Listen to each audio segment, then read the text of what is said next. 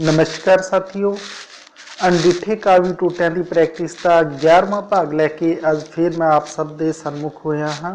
इस तो पहले आप 10 काव्य टोटिਆਂ ਨੂੰ देखा है तो उस तो संबंधित प्रश्नों ਨੂੰ किवें हल करिए ये आप जानने की कोशिश की है।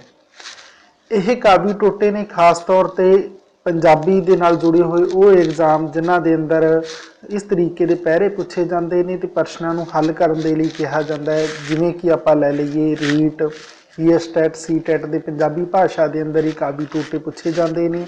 इस तो अलावा भी जेकर असी लैक्चरर असामियां के लिए गल करिए या फिर पीपीएससी आरपीएससी यूपीएससी के वो एग्जामां की गल करिए नैट के एग्जाम की गल करिए तो उन्होंने अंदर भी इस तरीके के पैरे ने जिहड़े वो पूछे जाते हैं। तो आओ साथियों अज आप फिर यह 11 नंबर जोड़ा अनडिठा काव्य टोटा है पहले इसनूं पढ़ांगे, उस तो बाद इसके प्रश्नों को हल करने की कोशिश करांगे। सब तो पहले तो आपां नूं ये पैरा ही पढ़ना बनता है क्योंकि आधुनिक पंजाबी कविता का कोई भी पैरा है सब तो पहले तो उसनूं चंगे तरीके नाल पढ़ो। पढ़न तो बाद जेकर पूरे तरीके नाल समझ नहीं आया तो फिर दोबारा तो पढ़ना भी ये सब विद्यार्थियों के लिए जरूरी हो जाता है कि पढ़ते समय जेड़े मुश्किल शब्द ने औखे शब्द ने उन्होंने जरूर तुसी नोटिस करो ताकि उन्होंने सरल अर्थ बना के तुसी उस पूरे पैरे का जिहड़ा भाव है वो समझ सको। तो आप सब तो पहले यह काव्य टोटा ही पढ़ते हैं। मैं अपने राहे राह टुरदा आज़ादी दे प्रेम दे राह समाज आखदी इस राहे ना टुर ते उल्ट सभ्यता दे मजहब आखदा इस राहे ना टुर ये राह पापां दा कानून आखदा लीकां मेरियां अंदर रह जे रहना ही समाज मैनू अछूत आखदी मजहब पापी कानून मुजरम। एक मारदा ए दूजा नरकी सुटदा तीजा जेल खाने मैं की करा कित्थे रहा किधर जावां। यानी असी ये कहीए जिहड़ियां ये काव्य सतरां लईआं गईआं ने तां यह आधुनिक पंजाबी कविता दियां ने क्योंकि आधुनिक पंजाबी कविता की जिहड़ी सुर है वो कुछ ऐसे ही तरीके की है तो उहदे अंदरों यह काव्य सतरां लईआं गईआं ने जिहदे अंदर एक आज़ादी के संघर्ष की वारता नूं एक इंसानी जिहड़ी दुचित्ती है उसनूं पेश किया गया है कि वो किस वल जावे। फिर इस तो अगे जेकर आप गल करिए मैं की करा कित्थे रहा किधर जावां जे इस त्रिगड़े दा आख्या मन लवां तो जीवन व्यर्था है गुलाम दा जीवन की जे अपने राह टुरां तां ये सारे परेशान करदे समाज घुटदा ख्याल नूं ख्याल दे विकास नूं कानून कतरदा जीव नूं कैद करदा जिस्म नूं। तो इस तरीके दी काव्य सतरां ने साथियों। तो अब इस तो बाद कुछ होर काव्य सतरां ने उन्होंने भी देखांगे इस पैरे तो संबंधित ने उन्होंने आप देख लैने हैं। जिवें कि इस अंदर दिता गया है कि मजहब मारदा रूह नूं दबदा हुनर नूं मैं की करा बस टुरिया चला राही राह जिंदगी परेशानी दी चंगेरी है गुलामी दी खुनामी नालों। यानी किते न किते इस पैरे की जिहड़ी भाव है वो इस प्रकार का है कि वो आज़ादी दे लई एक तरलो मशी हुंदा होया समाज कानून आले दुआले दे जिहड़े प्रश्नां नूं वो खड़ा करता है। तो मैनू लगता है कि सब साथियों को यह पैरा समझ के अंदर आ गया होएगा। अगर फिर भी ये पैरा समझ के अंदर नहीं आया तो एक बार फिर इस पैरे को पढ़ के समझने की जरूर कोशिश करो। इसमें तुसी बैक करके भी दोबारा रिवाइज देख सकते हो ताकि कोई भी असी अगर पॉइंट हल करते हैं तो उसनों वधिया तरीके नाल समझना बनता है। हुण आओ साथियों आप इन्हां दे प्रश्नां की गल करते हैं जो इस पैरे दे तो रिलेटेड पूछे गए हैं। सब तो पहले जिहड़ा अपने कोल प्रश्न आ जाता है कि कवि किहड़े राह ते तुरदा है। इस पैरे दे अंदर भी ये गल आई है कवि किहड़े राह ते तुरदा है आज़ादी दे राह ते प्रेम दे राह ते या ये दोनों दे राहां ते या इन्हां विचों कोई भी नहीं। तो साथियों ये विकल्प तो हो ही नहीं सकता। आज़ादी की तो खुल्लम खुल्ली गल हुई है तो प्रेम की भी गल इस काव्य टोटे के अंदर लाई गई है। तो इस हिसाब नाल असीं आखदे हां कि ऊड़ा ते आड़ा ये दोवें विकल्प ने जिहड़े साडे वो राइट हो जाते हैं। यानी कवि है जिहड़ा आज़ादी ते प्रेम दे राह तुरन की गल करता है इस राह ते तुरन दे लई लोचदा है। फिर इस तो जुड़ा होया अपने को दूसरा प्रश्न आ जाता है साथियों। इस दे अंदर पूछा गया है, दूसरे प्रश्न के अंदर आपां पूछा गया है कि कानून कानून की आख के कवि नूं इस राह ते तुरन तो रोकदा है। यानी कानून सानू किहड़ियां वो बंदिशां दे कारण इस रस्ते ते तुरन तो रोकदा है। सब तो पहले तो आप उस पैरे के अंदर ही चले जावांगे जिथे कानून आपां नूं इस ते तुरन तो रोकदा है, इस बारे गल आई है। तो आप जेकर आप इस पैरे के अंदर चले जाइए तो कानून आखदा मेरियां अंदर लीका मेरियां अंदर रह, ये साफ आया हुआ है ना कि कानून आखदा लीका मेरियां अंदर रह, जे रहना ही समाज मैनू अछूत आखदी मजहब पापी कानून मुजरम। इत्थे ये गल साफ तौर पर इस तरीके नाल ये गल आई है। तो आपां नूं पुछया भी यही गया है कि कानून है जिहड़ा वो आपां नूं जदों आपां संघर्ष के आज़ादी के राह ते चलदे हां तो तुरन तो क्यों रोकदा है। तो साथियों इहदे लई अपने कोले कुछ विकल्प आ गए ने। सब तो पहले आपां विकल्प ही देखांगे। इस राह नाल कानून टुटदा है, आड़ा नंबर आ जांदा क्योंकि ये राह सभ्यता दे उल्ट है, ये राह पापां दा है, या उपरोक्त कोई नहीं। तो साथियों इस पैरे के अंदर आया है क्योंकि मुजरम मानता है, तो मुजरम किदों मानता है, क्योंकि इस राह तुरन दे नाल कानून टुटदा है। जो कानून टुटे तो उदों आप मुजरम होने हाँ। तो इसलिए इसका राइट ऑप्शन की हो जाएगा, ऊड़ा नंबर हो जाएगा। इस राह नाल कानून टुटदा है, इसलिए कवि इस राह ते तुरन तो रोकदा है। फिर इस तो बाद अपने को नैक्सट क्वेश्चन जो आ जाता है उसनों देखांगे आपां। 3 नंबर अपने को क्वेश्चन आ गया। तो इस दे अंदर पूछे कि कवि अनुसार समाज मनुख नूं की नुकसान पहुँचाउंदा है। यानी कवि ने इस कावी टोटे के अंदर वो किहड़ी गल आखी है कि समाज मनुख नूं नुकसान पहुँचाउंदा है। तो इस पैरे के अंदर भी ये गल आई हुई है। असीं पैरे के अंदर जाके देखांगे तो सानू ये गल साफ सुथरी मिल जाएगी। असीं पैरा पढ़ के भी आए हैं। तो ऊड़ा नंबर आ जाता ये रूह नूं मारदा है, आड़ा नंबर आ जाता ये ख्यालां नूं अते उन्हां दे विकास नूं घुटदा है, ईड़ी नंबर आ जाता ये हुनर नूं दबदा है, तो सस्सा नंबर आ जाता है सारी। जेकर आप गल ये करिए कि समाज मनुख नूं की नुकसान पहुँचाउंदा है तो आप असल के अंदर समाज है जिहड़ा वो इंसान की रूह नूं मारन का काम करता है। तो अपने को राइट विकल्प किया जाएगा, पूरा हो जाएगा। यानी कवि है दे अनुसार असीं गल करते हैं तो समाज है जिहड़ा मनुख की रूह नूं किते ना किते नुकसान ये पहुँचाउंदा है कि उसनूं मारन का काम करता है, तो मजबूर करता है कि वह गुलामी कट्टी जाए। फिर इस तो बाद अपने को अगला जिहड़ा प्रश्न आ जाता है वो आप देखना है।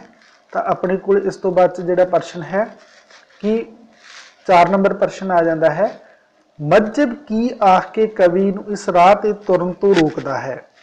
मजहब की आख के कवि नूं इस राह ते तुरन तो रोकदा है। तो ऊड़ा नंबर आ गया, ये राह कानून नूं तोड़दा है।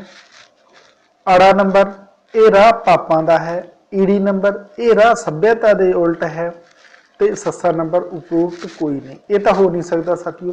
इत्थे साथियों नोट कर लेना कि मजहब की आके कानून की गल नहीं आई, मजहब की गल आई है।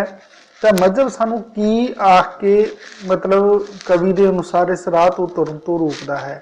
तो वह आ जाता साथियों ये राह पापां दे मन्निया गया है। कवि अनुसार जिहड़े मजहब ये कहता है कि ये जिहड़े रस्ते इंसान तुर रहा है आज़ादी के लिए, खिलाफत के लिए, जिसनों असीं कह दिंदे हां बगावत के लिए कह दिंदे हां, तो उस राह नूं पापां दा राह किया है, मजहब ने किया है।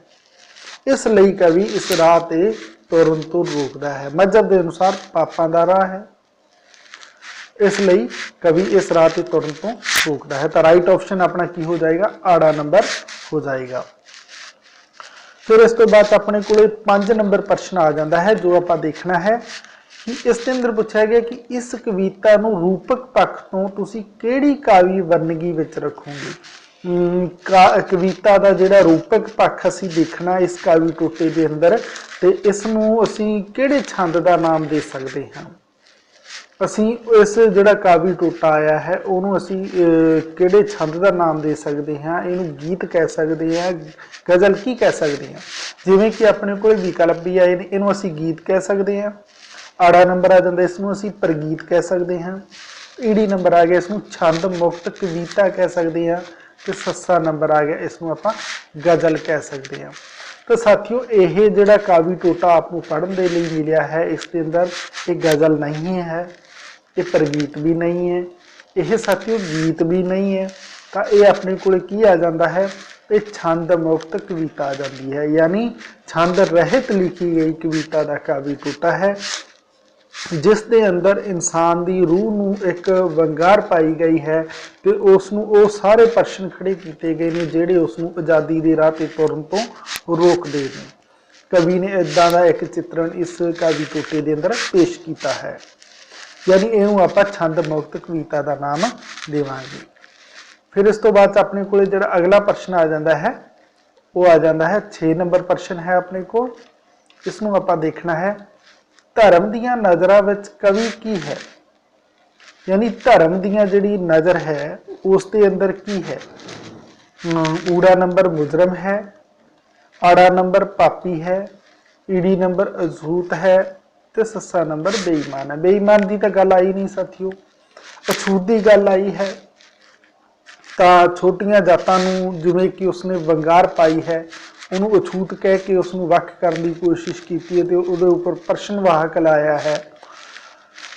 पापी क्या है, मुजरम क्या है कानून के अनुसार। तो अगर धर्म के अनुसार गल करिए तो धर्म के अनुसार साथियों कवि ने जिहड़े चानना पाया इस कावी टोटे के अंदर, तो नज़रां के अंदर उसनूं पापी कहा गया है, यानी धर्म की निगाह के अंदर की है, वो पापी है, यानी धर्म इसनूं पाप मानता है। इस तरीके नाल आपां जेकर कावी टोटे नूं चंगे तरीके नाल देख के उसनूं हल करांगे तो कोई मुश्किल नहीं है, सारे प्रश्न उस पैरे के अंदरों ही आपां नूं मिल जाते हैं, कोई मुश्किल नहीं है। बिल्कुल उस तरीके नाल जिवें असीं हर रोज़ किसी चीज़ नूं करते हैं, तो अंगिठे कावी टोटे उही साडा अभ्यास बन जाणगे जेकर असीं रैगूलर उस तरीके नाल इसनूं करते रहे, असीं पढ़ते रहे, देखते रहे। फिर इस तो बाद 7 नंबर प्रश्न आ जाता है अपने को, जे इस त्रिगड़े का आख्या मन लवां, कावी सत्र विच त्रिगड़ा किसनूं आख्या गया है। यानी इस कावी टोटे के अंदर एक गल आई सी, जे इस त्रिगड़े का आख्या मन लवां, तो यह त्रिगड़ा किसनूं कहा गया है। ऊड़ा नंबर कानून नूं कहा गया, आड़ा नंबर समाज नूं कहा गया, ईड़ी नंबर धर्म नूं, जां फिर सस्सा नंबर उपरोक्त सारियां नूं। तो साथियों कानून की गल आई है, साथियों इस कावी टोटे के अंदर समाज की भी गल आई है, इस कावी टोटे के अंदर धर्म की भी गल आई है, यानी ये तिन्नां नूं, कानून नूं, समाज नूं ते धर्म नूं, ये सारियां नूं ही त्रिगड़ा कहा गया है। ये कावी टोटे के अंदर ये तिन्नां की गल आई है। कानून के अनुसार हद्दां तोड़न वाला, यानी जिहड़े कानून है तोड़न वाला, वो अपराधी हो जाता है, मुजरम हो जाता है। समाज की भी गल आई है, धर्म की भी गल आई है, धर्म के अनुसार उसनूं पापी कहा गया है। इस कावी टोटे के अंदर ये गल्लां आईयां ने।